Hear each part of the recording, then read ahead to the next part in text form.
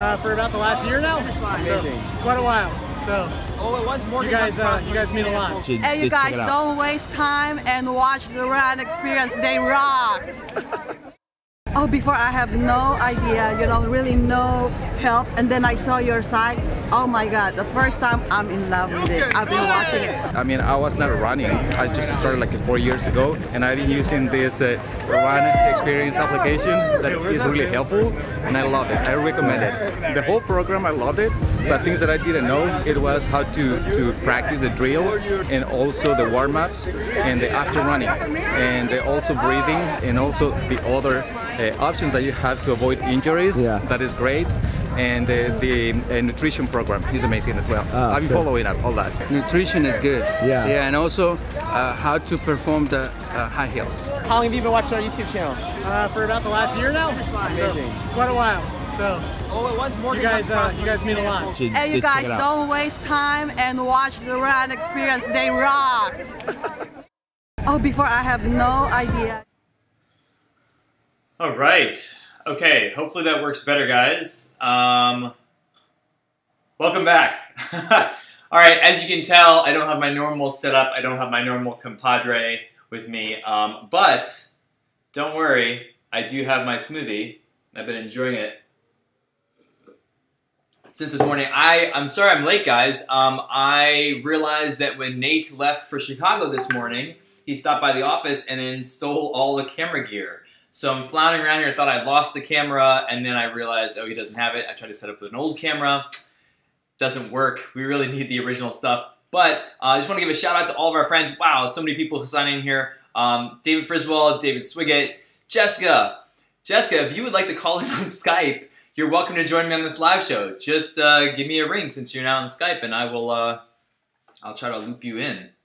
I think I can do that. Yeah. Just gonna sound this on in case you want to do that. Okay, cool. Yeah, if you want to join us, be happy to join me in the live show. Meanwhile, Carrie Hale, how's it going? Good to see you guys. David Swiggett, I said hi to. Carla Reyes, I couldn't hear on the video. Yeah, I know. I tried to do something really quick with the YouTube thing, and it wasn't working. So I went back to our old reliable setup, except for without the good camera. Let's see. Tone, hello from Hampton, Virginia. It's warm here. Today, I am going to be I'm headed out of town tonight as well. I'm headed to the Smoky Mountains, so I'm actually looking forward to some amazing trail running over the weekend. I've actually been putting in more miles recently. I think I've been averaging like 6 to 8 miles a day over the last few weeks, which is pretty good. Wesley Fung, what's up from Cape Town, South Africa? I'm glad you remembered that I'm going to be there. I am not going for a race. There's a company called Over. If you don't have the app on your phone, it's pretty cool. You can edit photos and stuff. And a good friend of mine is the CEO of that company. And so he invited me down to do some consulting and just visit with them. So I'm going to be hanging out there for 2 weeks. I want to do some kiteboarding. I'm going to do some running, of course, and probably some yoga. And then just work from the Over is the name of the company, offices for a couple weeks. So I'm looking forward to it. If there is a race in town over the Thanksgiving, I'm there the week before Thanksgiving and then the week after. If there's a race there, let me know. I would be more than happy to join up. Carla Reyes, how's it going? So Jessica, did you decide that you wanted to sign in or what? Let me know. Wait, I hope maybe I can bump her on Skype. That would be fun. She does not know that I'm prompting her on this, so...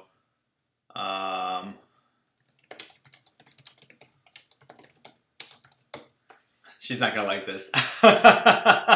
Nobody wants to be put on camera on the internet all of a sudden. I haven't even run my hands through my hair either, so you guys are getting the raw edition here. So I talked to Nate this morning, and I won't show you. He left Nora with me. And he said that the only thing I have to absolutely do is do the drawing from last week, which I will do. But meanwhile, let's talk a little bit about your training. Jessica, I absolutely am putting you on the spot. Okay, I'm just going to call her. Let's see what happens. Uh-oh, here it goes. Oh, wait, this is not going to work. I just realized. I'm gonna have to do the whole headphone thing if that works. All right. One of the things about doing a show by yourself is that you have to do all the tech stuff while keeping up the whole show, which is actually quite difficult to do. Oh, here comes Jessica. All right, you're gonna have to hang with me because it's gonna echo for a second. Hold on. I need to first connect my speakers. There we go.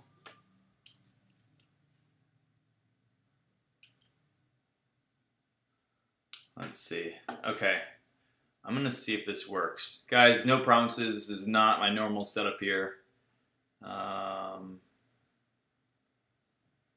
right. Let's see what happens. Okay. I am, but hold on. Let's see if this actually works. I don't know if it's gonna work or not. Okay, you're gonna have to turn down the sound on your side.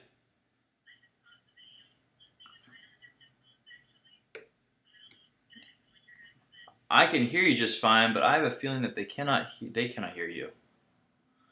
Yeah. Oh yeah, I gotta. Hold on. I'm going to. All right, guys, you're gonna see Jessica on here for the first time if we get this to work. Hold on.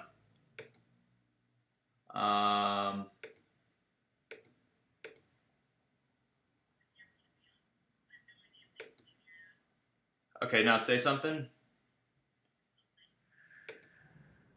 Now say something again. Something again. Oh, there we go. Okay, cool. Wait, so your camera's not on yet. You should turn your camera on.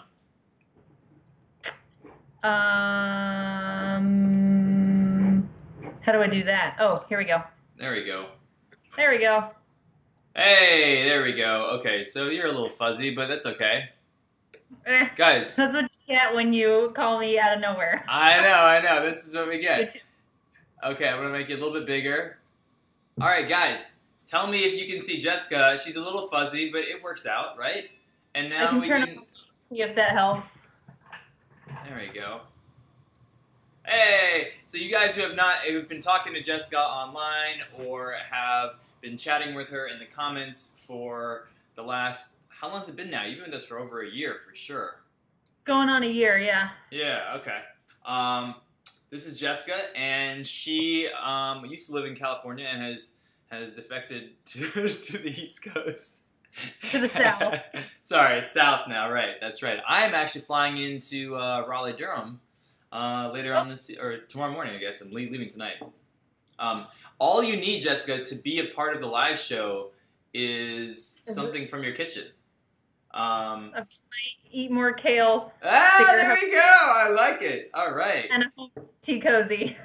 Good stuff. So this is gonna be an abbreviated show, guys. We got started a little bit late, but let's talk a little bit about people's training. I was just mentioning, so unfortunately, I was gonna do the Berkeley half, and so that was gonna be my race this fall. I just realized that I'm gonna be in South Africa during that time. So, who was it that just asked me if I was gonna do it? Wesley was just asking whether there was a race in South Africa. So I might pick one out that's over there.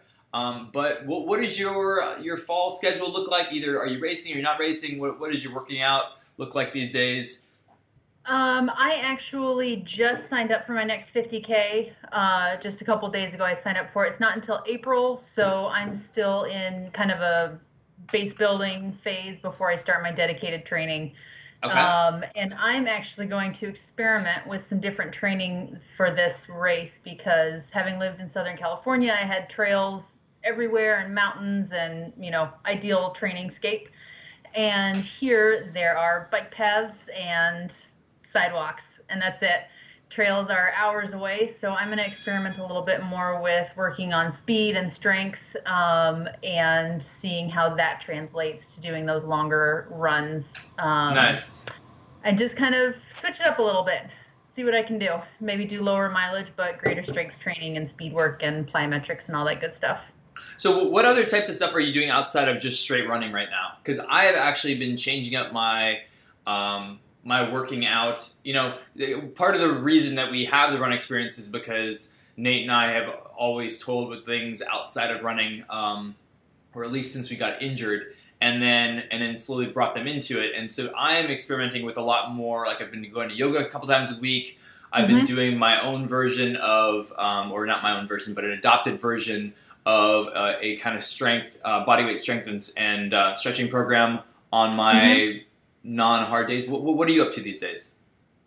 I do a little bit of yoga myself. I follow this gal called Bad Yogi. Erin Motz is her real name. She does some really great free resources on her channel. And I use our running strength program in the gym.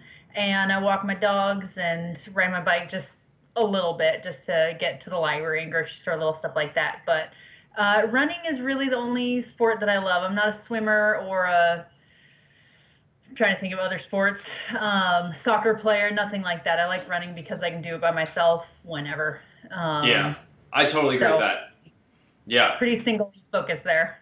Yeah, I've been really enjoying just putting in miles just for the sake of it. I think I did 8 this morning, and you know, going out in the morning and not having like a real goal is like it has to be a tempo run or it has to be a hill run or it has to be a long run. Just putting in miles and I just realized, like, you know, there have been periods of my life where that's been the case, but a lot of times those time periods have been really, they're kind of base building miles, but I'm not calling them that. So in the back of my mind, I always have something.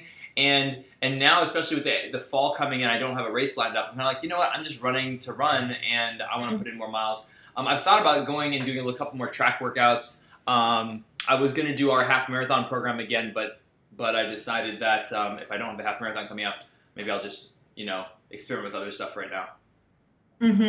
It's nice to have those little downtimes. I attempted my first 50-miler in June and had done 50Ks before that, so I trained for almost a year for just race after race after race and got a little burnt out. So it's been nice to take these last couple months with having moved and transition and all that to just run when I feel like it.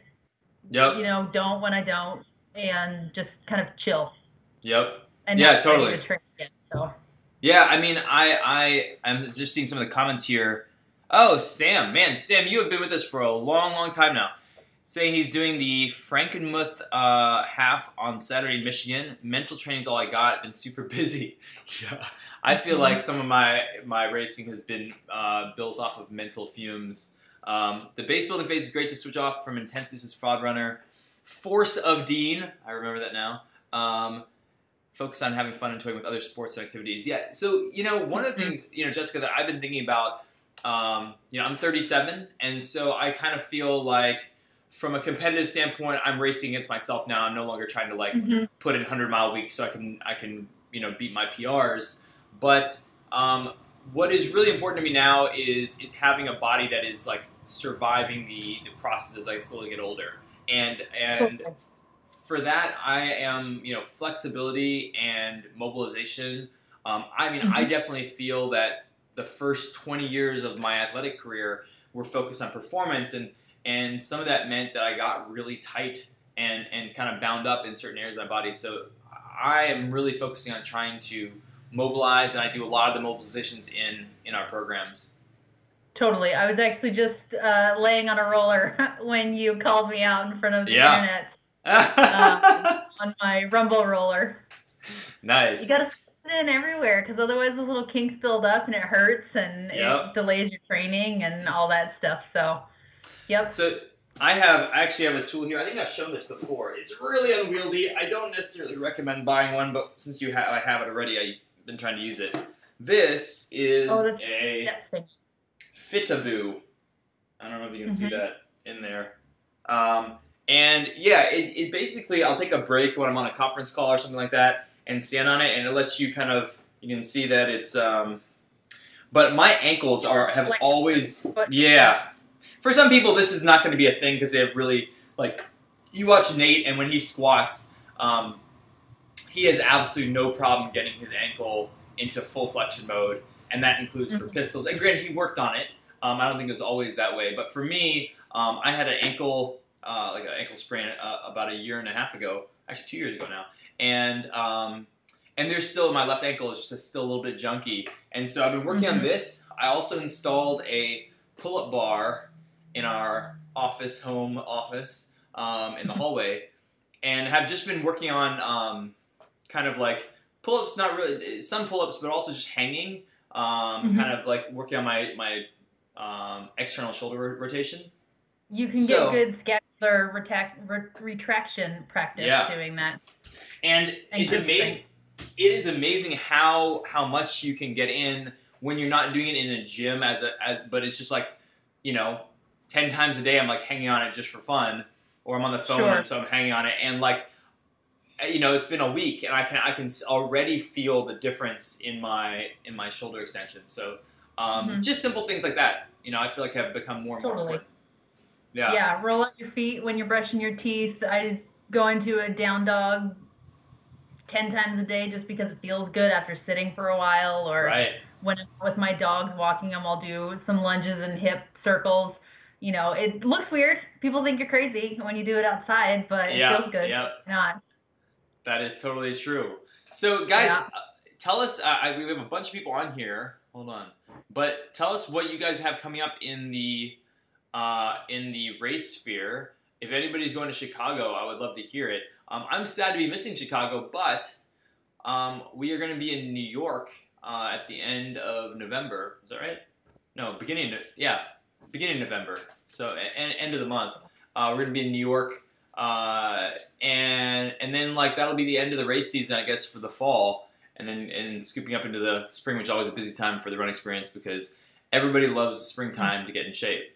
So if anybody's going to be in New York or San Francisco, or Chicago, I really hope that you get to meet Nate and Holly in Chicago, or you get to meet me and Nate in New York. Kyle Schaefer says, sorry, go ahead. Chicago.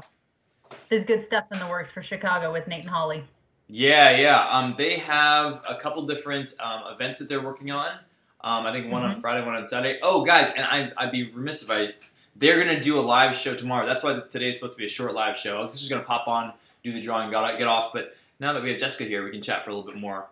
But they're going to be doing a live show tomorrow night. And I believe, I can't remember who it's with. But watch out for it. It'll pop up on your phone if you have the notifications for our Run Experience channel. But they'll be going live on YouTube tonight, straight from Chicago. Oh, we got somebody, Linson 2010, going to Chicago first marathon. That's what I want to hear about. So what was your first marathon, Jessica? Do you remember it? I do. My first marathon was the Portland Marathon in 2013. Yep. And that race is now defunct. Something to do with naughtiness with taxes. But is that right? Yeah. Oh, wow. It was around for a really long time. Yeah, and Portland was a really popular one for qualifying for Boston, if I remember. Yeah. Yeah, good for first timers. It was amazing. Yeah, it was a lot of fun. It's actually the only road. No, I've done 2 road marathons, and then I jumped to trails and have stuck primarily with that. Gotcha. Yeah, I mean, I remember my first marathon was in 2004, I believe, and it was a Seattle Marathon. And now granted, I had a huge base of mileage that came out of college. So in college, you know, we're running 90 miles a week, 100 miles a week. You know, I wouldn't say year in or week in and week out for the whole year, but we'd go through heavy phases. And I just had a lot of like kind of mileage built up. And so I wasn't running a ton. I was probably running 5 to 7 miles a day. And then sometimes I go out for a little bit longer on the weekend on a trail run. But like no specific training. And I decided one day, man, I've never run a marathon before. I better just like try it and just to make sure I can do it. So I grabbed a Cliff Bar, drove my car out to around Lake Washington, and just decided I'm going to run around it until I hit 20-ish miles. And then, yeah, I think I hit like 22 miles or something. My body totally fell apart. I didn't have water with me, whatever it is. But I was like, okay, I made it through that. I'm not going to die in the marathon. I will say I have not ever finished a marathon and felt like I finished it real strong. But the first marathon was really kind of like the first time I understood, hey man, there's something after like 2 hours happens with my body that is different. It's not the same as a track meet or a cross country meet. Yeah, for sure. Yeah. That's how I felt. My first 50K was like, right. This is it. This is awesome. Absolutely. So I'm looking forward. Linson 2010. If you're going to Chicago, 1, make sure you meet up with Nate and Holly. I hope you get to see them. And then 2, report back next week on I'll probably be doing the show. Yeah, I'll be doing the show next week. Report back and tell us like how it went, because I would love the first marathon tales. We got a bunch of other people talking about their upcoming race schedule. Shauna, I think it's Shauna or Shane, I'm not sure. Shauna Scott says she's not running, but she will be at Chicago on Sunday. Awesome. Make sure that you hit up Nate and Holly. I think they'll still be there on Sunday. Carla says she's doing a local half in November for getting ready for the San Antonio Rock and Roll. We have David Swiggett. The first marathon was Chicago Marathon 2007. I was there in 2007. Was that yes, that was the hot year. I remember my sister and I both ran that, and I finished and went back to see my sister, and a woman was running by me, and I saw her kind of like wobble, and then she literally got right next to me and fell over into my arms, and then the ER people had to come over and get her out. Like it was crazy. They actually closed down the finish line that year, and were trying to get people to stop running the race because the first, let's say the first 10,000 people that went by drank all the water for the first number of stations. Oh, wow. And because it was so much hotter than people were thinking it was going to be, they drank all the water. They weren't prepared. And so the second half of the race had no support in terms of hydration and stuff like that. So people were really not doing well.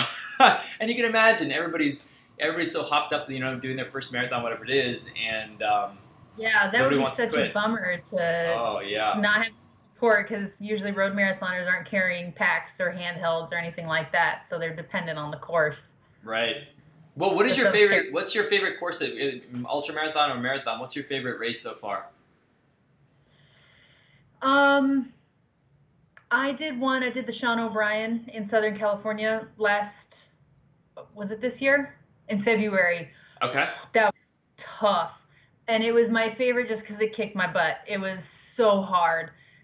It was long for a 50K. It was 33 miles. It had almost 7,000 feet of gain, and the heat topped out at 95 degrees that day. Oh, it was just brutal. Yeah. But I got to see Courtney Dauwalter run past, and Amelia Boone and Chris Mocco. These are all really well-known ultra runners.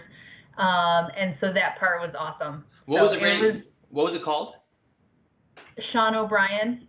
The Sean O'Brien, okay. The 100K distance is a qualifier for Western States, which is, again, a very, very well-known 100-mile race. So it's a popular race. And the RD is awesome. She puts on a really good event. So it wasn't my most successful race by any means, but it was challenging and rewarding. I was so glad to be done.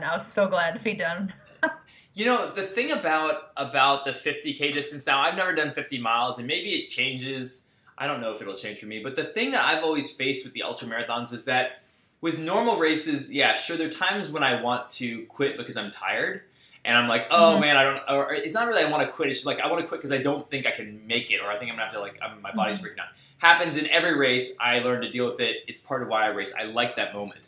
But with ultra distances where I'm going beyond the 4-hour, 5-hour mark, I usually get to this point of why am I doing this again? I don't remember why I started this. Why was this a good idea? And I will say I have not found the glamour in that moment as yet. I really enjoy I think I'm not going to make it and pushing through. But why am I doing this again? I hate these course directors.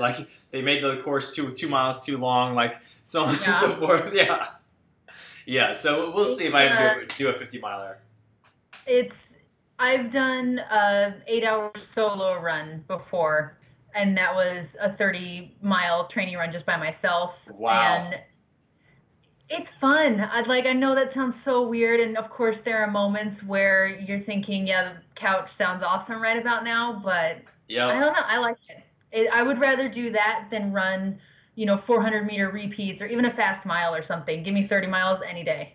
Right. I was just thinking, one of the things that let's see if I can do this. I don't know, this is probably tempting fate to see if I can set this up right now, but there's a new app that I've been checking out. Have you seen these rings that Nate and I have on? Yeah, don't they read your metrics? Yeah, so this is a really cool, I don't know if I can see this in there. It's actually got a chip in there. So this is it's called an Oura Ring. Yeah, I don't know if I can put it in the chat. Let's see here. Sorry, it's called the Oura Ring. And so it has me really, like, one, I don't like wearing rings. I never wear rings on my hands. So I'm not super thrilled at the idea of having a ring on my hand. I've kind of gotten used to it other than playing the guitar. And the most useful thing about it is I don't care about steps or activity during the day so much, but the sleep data is actually ridiculously interesting. And you can kind of see, I mean, if you've ever had a sleep tracker, and I don't mean like a Fitbit that just tells you, oh, you slept this many hours or you had this many, but like this gives you, and I'll let you dive into my sleep data just real quick here. So let's see if you can see this. I was gonna put it up on the screen in a better way, but I slept for 5 hours and 15 minutes last night. Not a tremendous amount of sleep, but the night before was really good. 6 hours and 26 minutes. For me, that is an amazing amount of sleep. That means that I was in bed for over 7 hours, which is almost never happens. And does it tell you when you're laying down but awake, or like when you move? It does. I mean, you're not going to see it, but it tells you like your efficiency, and so it'll say, okay, you woke up 2 times. I had 2 hours of REM sleep, 2 hours and 4 minutes of deep sleep, which is the level below REM. That's like the deepest, most restorative part of sleep. I didn't fall asleep for 18 minutes, which is very unusual for me. Most days I fall asleep after 6-7 minutes. But, you know, yeah, and then like what your timing was, how consistent were you compared to the other days. And it has actually got me to think about my sleep in a much more like active way, the way I think about my health or you know, my nutrition. So with all these trackers, I'm always like, the data's interesting up front, and then I throw it away. What's gonna happen here initially, like they have this little ring charger that you kind of take your ring off and then you put it on here. But the amazing thing is, even though it's on here, this is only this lasts for a full week on one charge. So yeah, so it is the technology is very impressive. The sleep data is really interesting. I think I'm just going to start using it when I'm sleeping only. Like, I don't think I need to wear it around during the day. I really don't like having a ring on. But I so far I've been trying to just kind of try it out the way that they say to try it out to see what people say. But I have found that, you know, like when I think about like training for a race again or going for something like long, like a 50K, or like one of the areas of my training that I've never paid that much attention to is sleep. And I am definitely seeing, you know, a correlation between how I'm feeling in the morning running and like how much I've paid attention to my sleep hygiene, if you will. That's awesome. Yeah, my Garmin tracks sleep pretty well, which is nice, but I imagine that thing's even better. Does that mean that you have a big thing on your wrist when you're sleeping? Oh, nope, not right now. But I took it off. Actually, it was starting to irritate my skin a little, so I had to start taking it off. Gotcha. It doesn't bother me to wear a watch sleeping at all. It bothers me to not have it on. I feel naked. Gotcha. Okay, yeah, I haven't had a watch on sleeping in a long time. Yeah. Well, we got a bunch of other people talking about their racing. Fodrunner says, shorter distance 10Ks for me now, winding down the year before marathon training starts in January. Awesome. I ran the Chicago Rock and Roll in 2011. Finished in 2:57. Was that the marathon?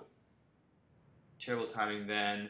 And then Sam says his favorite is the Roanoke VA Blue Ridge Mountain Half. That must be beautiful. 7,400 feet of elevation change.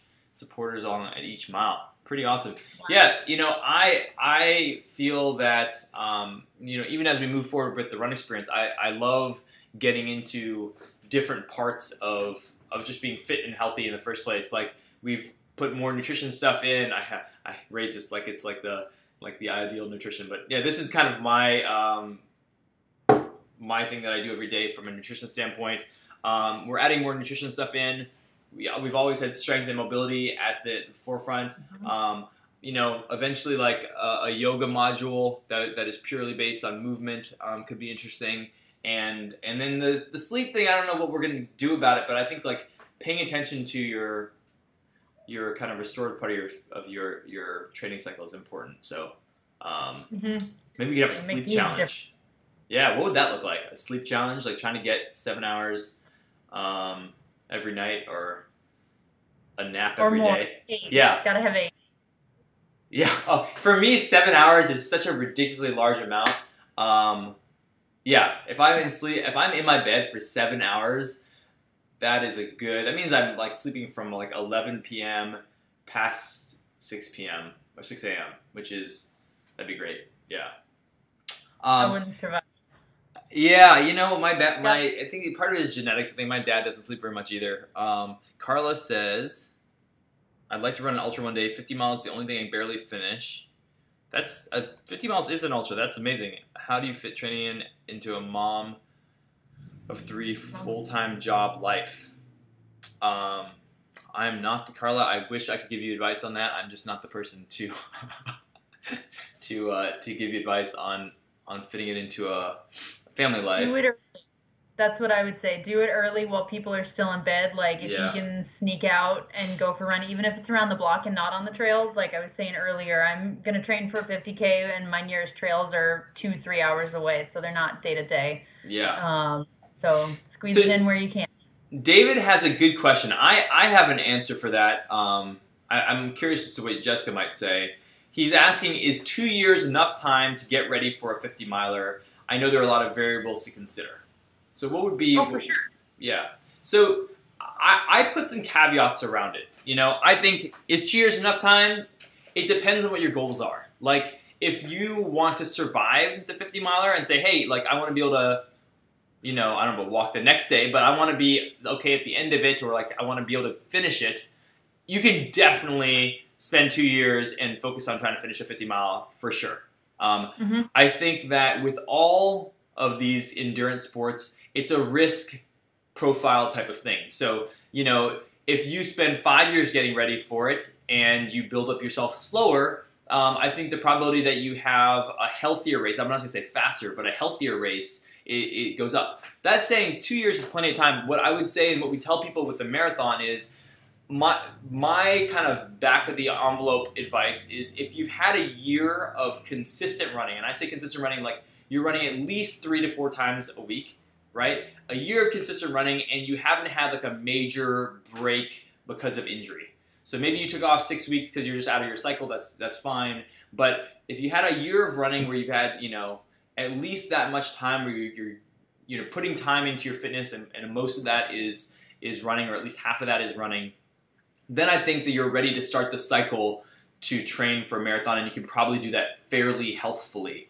I think a lot of people get into running and then they do a 5K and then they do a half marathon. They're like, let's do a marathon. They're only, you know, 6 months into training for the first time. I think you're going to run into, you haven't seen your body through all of the phases of running. And I think even after a year, it's kind of a minimum. So yeah, my thing is, if you've done a year of consistent running and you haven't faced an injury that really grounded you, or you've been managing anything that came up, you know, probably with type of stuff that we do in our injury prevention program, then yeah, you can get ready for spend the next year getting ready for your 50 miler, and I think that's probably very doable. Totally.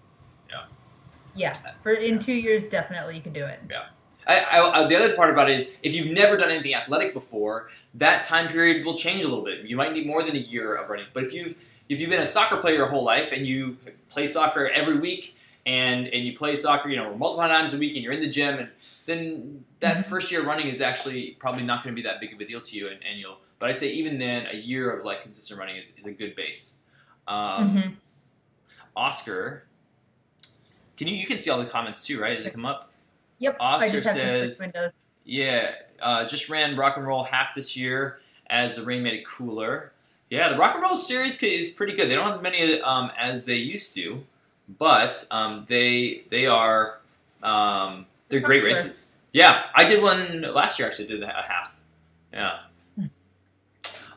David, if you are looking to do a 50 miler, I'm kind of wondering which one you're eyeing. The North Face Endurance Challenge is kind of the one that I have my eye on if I'm going to do a 50 miler. But yeah, you should let me know, Craig. I'll train for it and fly out and run it. Hey, you know what? Like hours and hours, but that's okay. So taking my own advice on that, last year I did the 50K.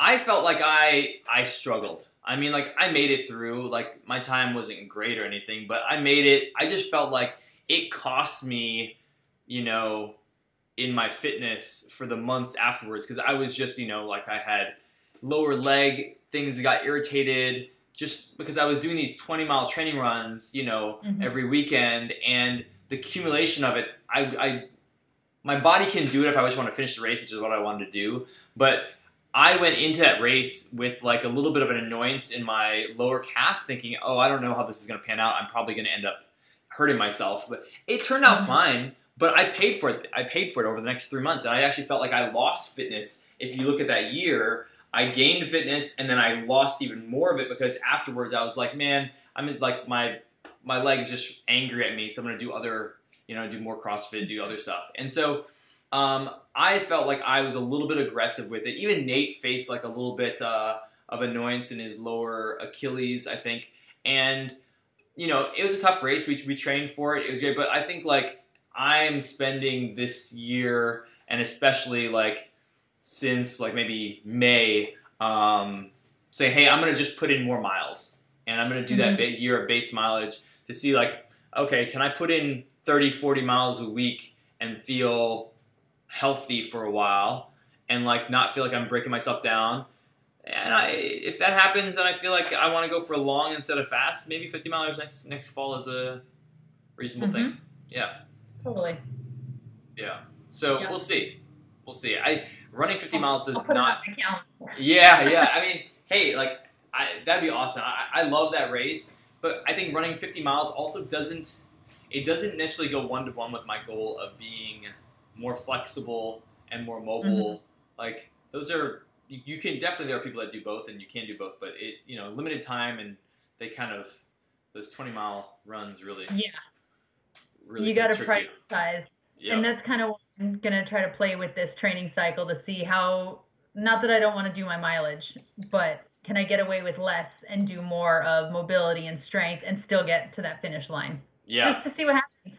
Yeah. If you had to choose a goal outside of races, like how do you think about your health that way? I want to get more push-ups.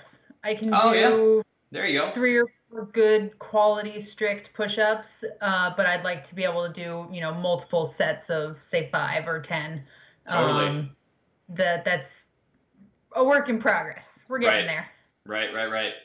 Okay, so we have, I'm going to draw the winners for last week. So last week we had a UCAN Performance Starter Pack plus an autographed Run to Overcome book. Is this right? I want to make sure I have the right competition here. Hold on. By Meb. I didn't realize that we did this. Or is that from... Hold on. I'm going to actually... This might be something that we're doing for the live show yesterday. Let's see. Ends in 1 day. Oh, here we go. Okay. Sorry. If you wanna win, I'm gonna put this little link down below. So if you guys want to enter a competition, this is for the thing that the UCAN and Meb autographed thing is for the live show tomorrow, guys. So I'm gonna put a link down there so you guys can actually enter if you'd like to enter that. And meanwhile, Mario Fraioli, who was on our show last week, is giving out 2 copies of his signed book, which is going to be excellent. I have not read his book, but I'm very familiar with Mario's training. He's pretty awesome. He's amazing, yeah. So I'm going to put this in the comments here. Man, managing so many windows. Now Nate here. This is really a... Okay. So if you guys want to enter that Gleam link, go for it. That's the Gleam link for tomorrow, so not officially for this show. But let's get the Mario's book and announce the winners. There we go. All right, guys. Okay, here we have. Oh wait, they paused it. All right, we have Angie Minnick from Indianapolis, Indiana. Indianapolis, very close to my heart because I grew up running at IUPUI and in West Lafayette, Indiana. And then Eric Young from Beverly, Massachusetts. Both of you guys have won Mario's book, signed copies. Congratulations. And yeah, if you guys have not, if you go look the Morning Shakeout, you should definitely sign up for Mario's training newsletter. It comes out every week, and I love it. So let's sign up for the Meb autograph book. That seems pretty cool. And the UCAN starter pack. And guys, chime in tomorrow night if you guys are free. Nate will be going live with Holly on our YouTube channel at that event. So definitely sign in for that. If you're in Chicago, go check them out. Jessica, thank you for impromptu jumping on the show. It's kind of fun. We're gonna get you a better camera and lighting setup, and then you can just come on whenever you want. Yeah, I'll just drop in. Yeah, you get in my office in the middle of the day. Yeah. Sounds good. Guys, thank you very, very much. I'm going to hit the outro. Thank you for signing in. I was expecting to just jump on for 5 minutes, but this has been great. Thank you for humoring me and bantering back and forth. Hopefully people got something out of it. They're not like, who is this Yahoo in your yellow room? Totally. All right, guys, we'll see you. If you don't see Nate tonight, I will see you guys next week. Cheers.